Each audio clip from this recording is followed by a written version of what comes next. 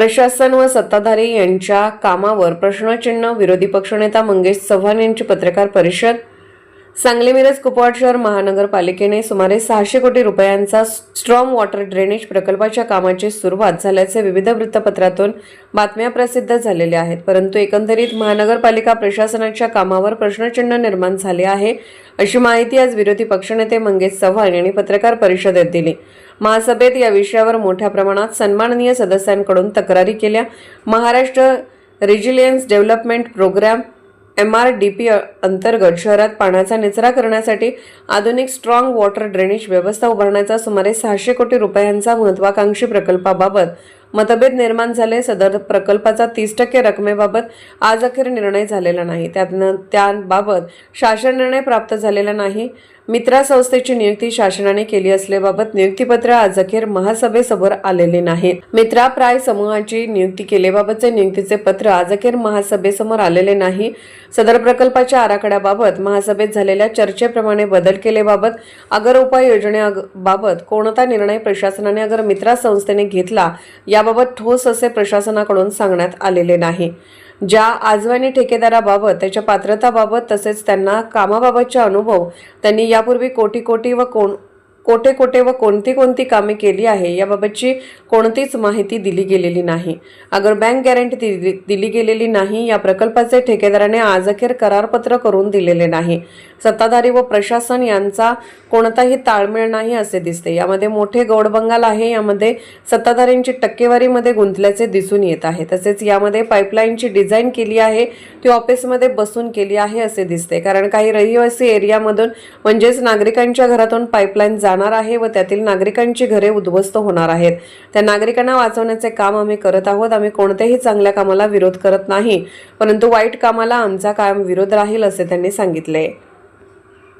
सांगली मिरज कुपवाड शहरामध्ये जागतिक बँकेच्या माध्यमातून जो निधी आला आहे, महापालिका क्षेत्रातील पाणी निचरा करण्यासाठी ज्या गटरीसाठी निधी आला आहे, तो निधी शासनाकडून महापालिकेला अजून प्राप्त झाला नाही।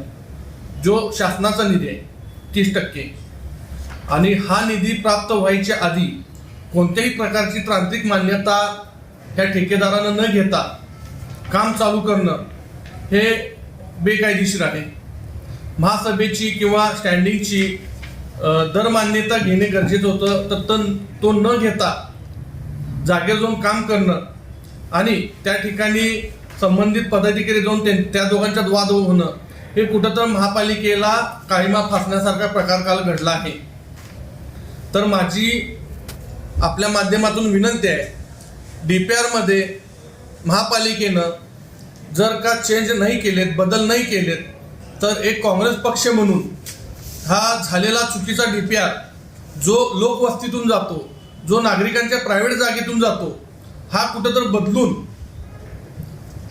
जो योग्य जागेतून पाणी निचरा करण्यासाठी केला पाहिजे, तसं न करता एखाद्या ऑफिसमध्ये बसून हा केलेला DPR प्रशासनानं बदलावा। अन्यथा काँग्रेस पक्षाच्या वतीनं ज्या नागरिक वस्तीतून हा DPR जाणार आहे हे थांबवण्यासाठी आम्ही कोर्टामध्ये जाऊ आणि नागरिकांना कोर्टाच्या माध्यमातून आम्ही सर्व नागरिकांना दिलासा देऊ, एवढंच आपल्या माध्यमातून सांगायचं आहे। या नागरिक वस्तीतून जाताना दिसत आहे ज्या भागामध्ये त्या नागरिकांना कोणतीही कल्पना नाही आहे की आपल्या जागेतून गटर जाणार आहे, आपल्या जागेतून धोबी गटर जाणार आहे, बोबी गटर जाणार आहे, हे नागरिकांना कोणत्याही प्रकारची कल्पना नाही आहे। तर माझी विनंती आहे, हा DPR बदलून हे काम करावं। काम करायला आमचा विरोध नाही आहे, बट की त्या नागरिकांना सांगू, त्या नागरिकांना पटवून देऊ, DPRची एक कॉपी देऊ। नागरिकांना जागृत करणं पण गरजेचं आहे। कुठल्या ठिकाणी जाणार आहे? शामरावनगर सारख्या भागामध्ये आहे, परत विश्रामबागमध्ये एका ठिकाणी प्रकार घडला आहे, त्यानंतर कुपवाड सारख्या भागामध्ये, विजयनगर सारख्या परिसरामध्ये बऱ्याच ठिकाणी असा प्रकार घडला आहे। हा, क्षेत्रबंद नाला, तुम्ही जी परिस्थिती आता झाली आहे ना, नाला फक्त निम्मा झालाय, पण पुढं तो नाला पूर्ण करण्यासाठी जागा नसल्यामुळं तो नाला त्या ठिकाणी बंद अवस्थेत आहे। तर अशी परिस्थिती ह्या 550 कोटीमध्ये होऊ नये, ह्यासाठी आमचा विरोध 100%। एका बॉडी अस्तित्वात आल्यापासून त्यांचा वाद कोणत्याही प्रकारचा मिटायला तयार नाही आहे. कोणतेही वरचे नेते ह्यामध्ये लक्ष घालून हा वाद मिटवत नाही आहेत. ह्या वादामुळं आज नागरिकांना विकास कामाला मोकावं लागत आहे. नेते का मिटवत नाही? आता सगळ्यात महत्वाचा हा जागतिक बँकेच्या निधी संदर्भातला आहे. मागच्या वेळी मी ह्या विषयावर बोललोय. तसं नव्हे, त्या नेत्यांनी सांगणं गरजेचंच आहे ना. कंट्रोल नाही. महापालिकेची बदनामी पूर्ण महाराष्ट्रभर होणार आहे आणि ती महापालिकेची बदनामी नसून तर सांगली नागरिकांची बदनामी आहे. हे कुठं तर थांबवणं ह्या लोकप्रतिनिधींचं काम आहे. नेते का लक्ष देत नाही? आता त्या नेत्यांनी ठरवावं ना, का त्यांचा पण ह्यामध्ये हात आहे.